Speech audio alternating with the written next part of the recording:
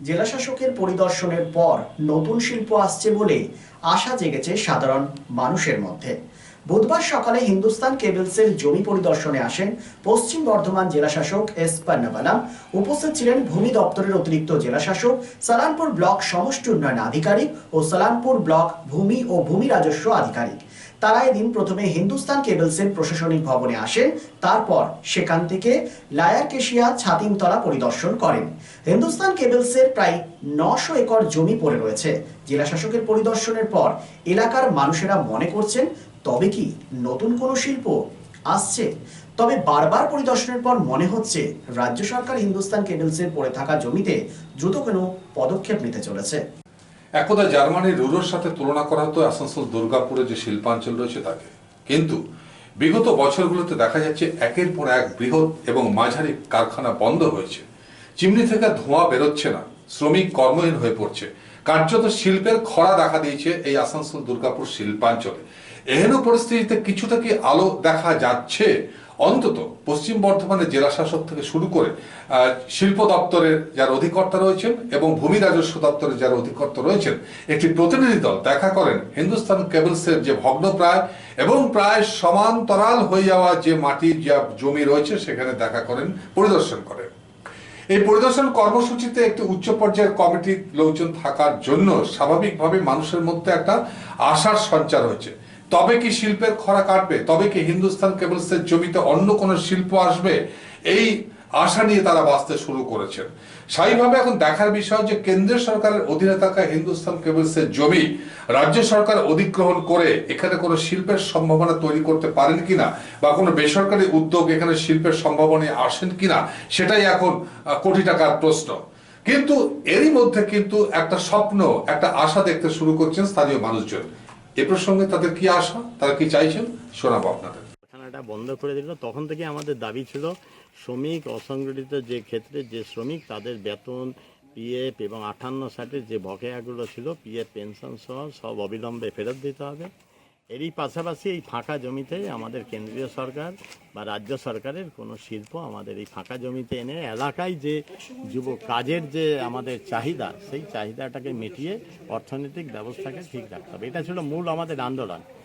গত কয়েক বছর ধরে কেন্দ্রীয় সরকারের কাছে বারবার আমরা দাবি জানিয়েও কিছু যখন পাইনি, আমরা দেখতে পেলাম যে পশ্চিমবঙ্গে বিভিন্ন সময়ে আমাদের মুখ্যমন্ত্রী বিজনেস সামিট করছে, ওনার কাছেও আমরা আবেদন করার পরে আমরা দেখেছি বিগত 3 বছর ধরে রাজ্য সরকারের ভূমি দপ্তর থেকে যে মিউটেশন হিন্দুস্তান কেবলস জমা দিত, সেটাকে তারা নেওয়া বন্ধ করে দিয়েছে।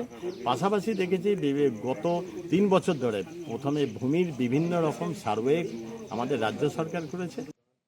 যেহেতু পাশাপাশি থাকি, আমি শুনতে পেরেছি গভর্নমেন্ট, রাজ্য সরকার অর্থাৎ আমি যা শুনলাম, রাজ্য সরকার শিল্পমন্ত্রী শিল্প দপ্তর থেকে কাউকে পাঠিয়েছিল এখানে। 3-4টে গাড়ি আমিও দেখেছি, আমি সেদিন রাস্তার উপরেই ছিলাম, দাঁড়িয়েছিলাম, 3-4টে গাড়ি বেরোলো। তারপরে আমি জানতে পারলাম কি হ্যাঁ, এখানে আমাদের যে জায়গাটা আছে হিন্দুস্তান কেবলসের, সেটাকে দেখতে এসেছিল। পরে শুনলাম কিনা একটা ইন্ডাস্ট্রি করতে গভর্নমেন্ট চাইছে।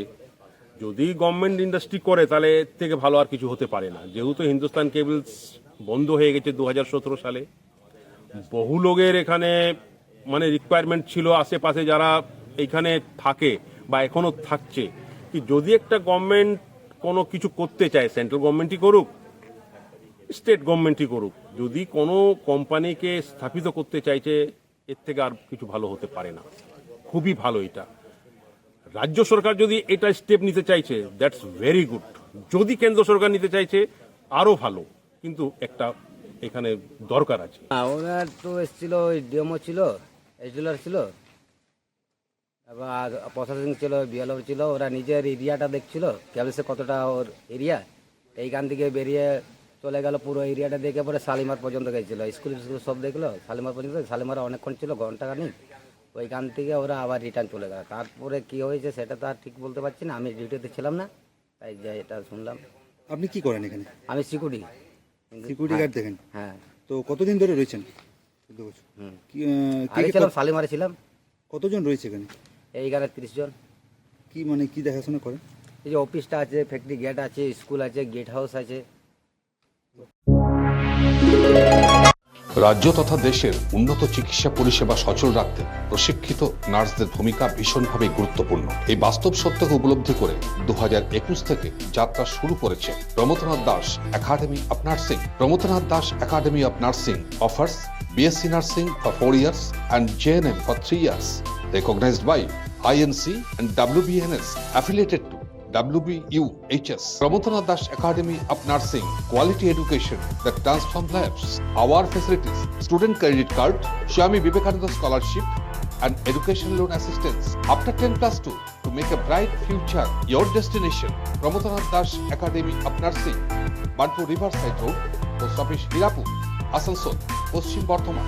Phone number 9907088681, 7584846 and 94342014449. Nirupoma Apartment, a project of Nirvay Infra Developers. Nirupoma Apartment G+4 commercial and residential project at SP Mukherjee Road, Murgasol, just 200 meters from GT Road, Asansol. Nirupoma Apartment, an ultra-modern multi-storied apartment with all modern facilities. So hurry, book now and fulfill your dream.